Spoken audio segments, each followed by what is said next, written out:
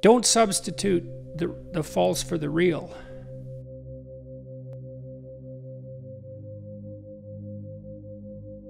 So I think it's reasonable to assume that there's a novelty edge in pornography, like there is in so many quasi-addictive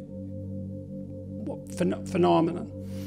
And so it has to become, because novelty is a sexual kick, it has to stay novel, and that means that over time it's going to become more extreme. So that's not good.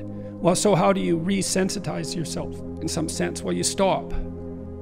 You stop. And then hopefully you recover.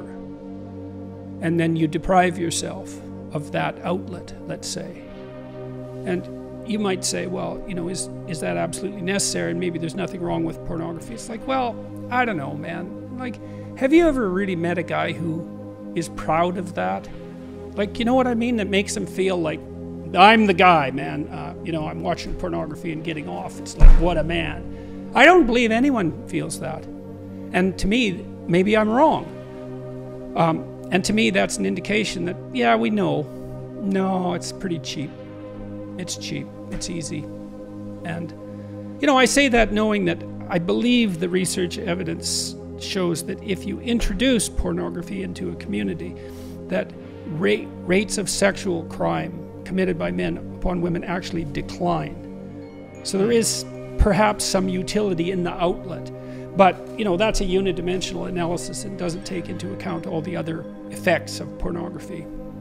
And it's a non-trivial technological problem. You know, it's now possible for young men to look at more beautiful nude women in one day than any man has ever seen, you know, prior to 10 years ago, 20 years ago, than any man in history had ever seen.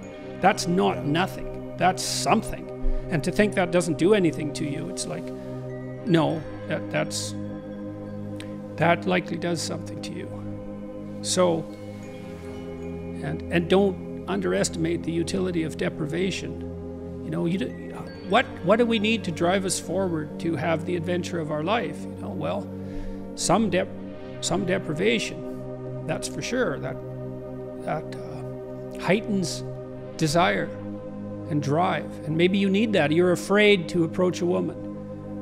Well, you remove part of your drive with pornography, and so now you don't have that sexual urge to overcome that anxiety, and so you stay timid for your entire life.